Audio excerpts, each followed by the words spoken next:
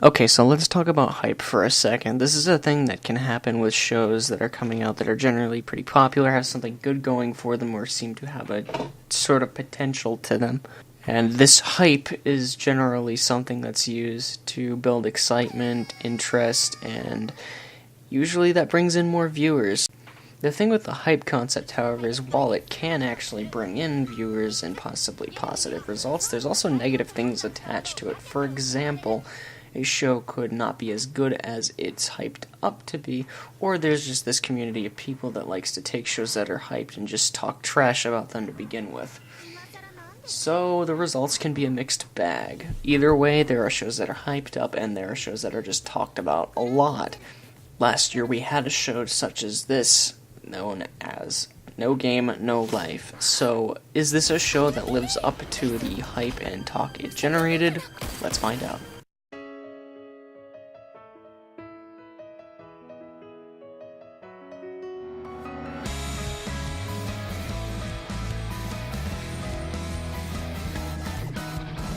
Based on the light novel series, No Game No Life tells the story of two siblings, Sora and Shiro, who pretty much stay at home and do absolutely nothing but play games all day. However, the combined force of the two of them is an infamous team known as Blank, who seem to be an unstoppable force. This unstoppable force known as Blank encounters a game with another individual who, after defeating them, sends them into a world where everything is controlled by games, and there are a number of different races that partake in this. Among these races is Emanity, who is your equivalent of humankind to this world, who seems to be the lowest class. However, being in this kind of world is almost perfect for the duo known as Blank, as they are experts in games and a brilliant team. After showing their worth, they decide to stand up for the kingdom of humanity and try and contest other races in order to make them seem less weak than they really are. Basically, their philosophy is not to give up on humankind. And this sets the course for the rest of the show, where they participate in a number of different types of games between races, each with different stakes and goals intended. They play the games to help progress humanity go further, and that's basically as far as the plot will go. It just moves in that one direction with that one major goal in mind. So, of course, the major emphasis on the anime itself is the games that they partake, which aren't your traditional games. Sure, there are some that have traditional aspects to them, like chess, but of course there's other things stacked on top of them that are meant to be unbeatable. Of course, when you have a team like Blank involved with this, there is more than likely going to be a way around it. To add on to that, you also have the different races of this world, each with different characteristics and traits which require Blank to utilize in order to get around their strengths, which Emanity seems to lack. So their sheer brilliance is what they have to rely on against other things that may seem overwhelming to the common individual. Now, what might be the big shortcoming of the plot department of this show is the fact that everything is incredibly predictable. Now, I need to make a point and say that just because something's predictable doesn't mean it's going to be bad. There are a lot of shows that have predictable plots but have ways to work around that make it enjoyable. This is generally through well-developed characters, interesting dialogue and animation, or, just something that keeps you entertained outside the main focus. What I think might be the biggest problem here for No Game No Life is the fact that it doesn't really have that.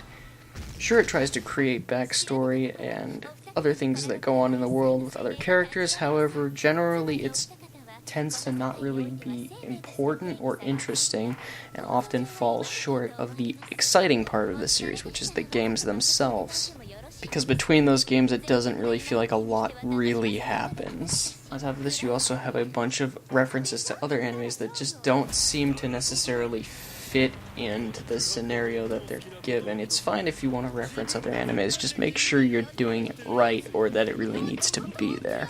The show is very guilty of what I refer to as otaku pandering, and it can almost just feel unnecessary at points.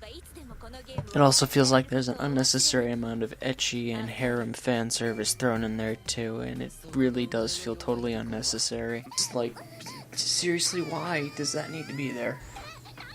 Why does that need to be there either? She's 11!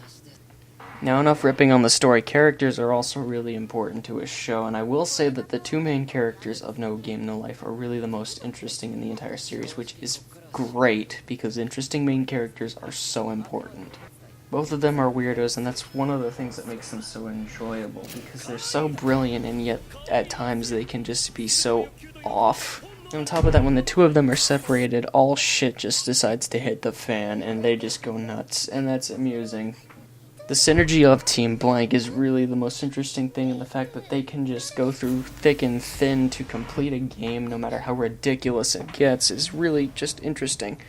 The problem is a lot of other characters outside of them aren't particularly interesting, and often feel like they're just there to fulfill a position of fan service. Not all of them are like that. There are some characters that occasionally have a likable trait or two. It's just that most of them tend to feel like that. One thing that a lot of people like to talk about with No Game No Life is its art style as well. And while it can be really interesting and unique for the first few episodes, it kind of gets tiresome. The style and color of the show itself can be really interesting at first, until you realize that it's almost a bit obnoxious at points. There's no problem with eye candy, just make sure it's not too sweet. Of course, also in terms of animation, it's important to note that the actual sequences involving the games themselves can look really, really good. As I said before, the main interest in this series is the games that take place, and the animation that accompanies them does more than a good enough job to keep you interested. It does showcase some really crisp and fascinating animation, and it's really nice because it really helps complement the intensity of the moment. As far as sound goes, the entire soundtrack is almost entirely forgettable except for maybe one or two things, but I will say that the voices in the show do the job very nicely. Now, you might be wondering why I associated hype with this at the beginning. As I said, this show was talked about a lot, and at first a lot of people were like, oh my god, this is the anime of the season. And I walked into this show with high expectations, only for the most part to be let down by a rather lackluster plot. And outside of the moments where the show actually becomes interesting, there isn't a lot there.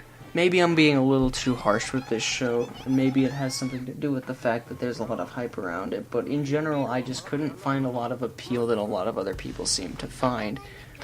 It's a genuinely average show. On top of that, the show is only one season, and it doesn't exactly end in a conclusive remark, and almost builds up for more stuff, therefore making it almost feel more like promotional material for the light novel.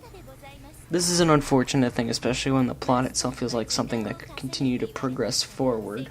So after all these things considered, remember what I said, there are still moments in the show that are really enjoyable, and I think that the games themselves are great. Even with how predictable they are, it's really cool to see just how ridiculous the scenario gets, and the insane type of playstyle that Blank adapts in order to accomplish their goal. And so all things considered, I would have to give No Game No Life a 7 out of 10.